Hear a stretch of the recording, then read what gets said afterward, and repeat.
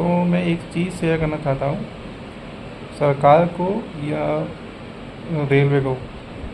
IRCTC की जो तत्काल की सर्विस है वो ना बंद कर देनी चाहिए हमेशा के लिए, क्योंकि आप जैसे ही तत्काल खुलता है उसके 10 मिनट भी नहीं होते हैं सारी सीट ट्रेनों की फुल हो जाती हैं। क्यों हो जाती हैं?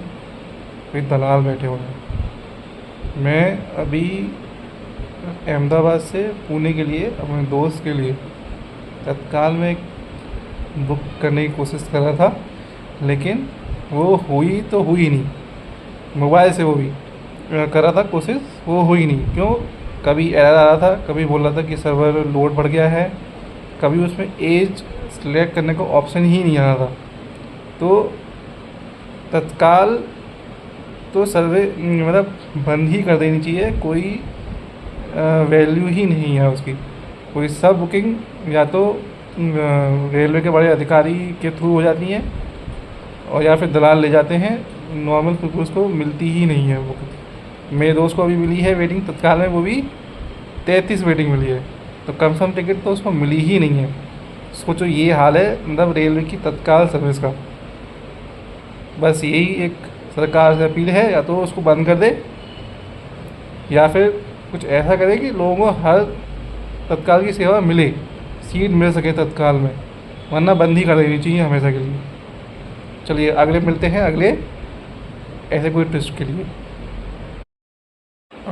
तो मैं एक चीज़ शेयर करना चाहता हूँ सरकार को या रेलवे को। IRCTC की जो तत्काल की सर्विस है वो ना बंद कर देनी चाहिए हमेशा के लिए, क्योंकि आप जैसे ही तत्काल खुलता है उसके 10 मिनट भी नहीं होते हैं सारी सीट ट्रेनों की फुल हो जाती हैं। क्यों हो जाती हैं? कोई दलाल बैठे हुए हैं। मैं अभी अहमदाबाद से पुणे के लिए अपने दोस्त के लिए तत्काल में बुक करने की कोशिश कर रहा था, लेकिन वो हुई तो हुई नहीं। मोबाइल से वो भी कर रहा था कोशिश, वो हुई नहीं। क्यों? कभी एरर आ रहा था, कभी बोल रहा था कि सर्वर लोड बढ़ गया है, कभी उसमें एज सेलेक्ट करने का ऑप्शन ही नहीं आ रहा था।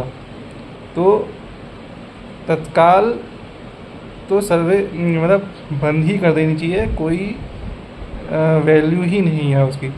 कोई सब बुकिंग या तो रेलवे के बड़े अधिकारी के थ्रू हो जाती हैं और या फिर दलाल ले जाते हैं।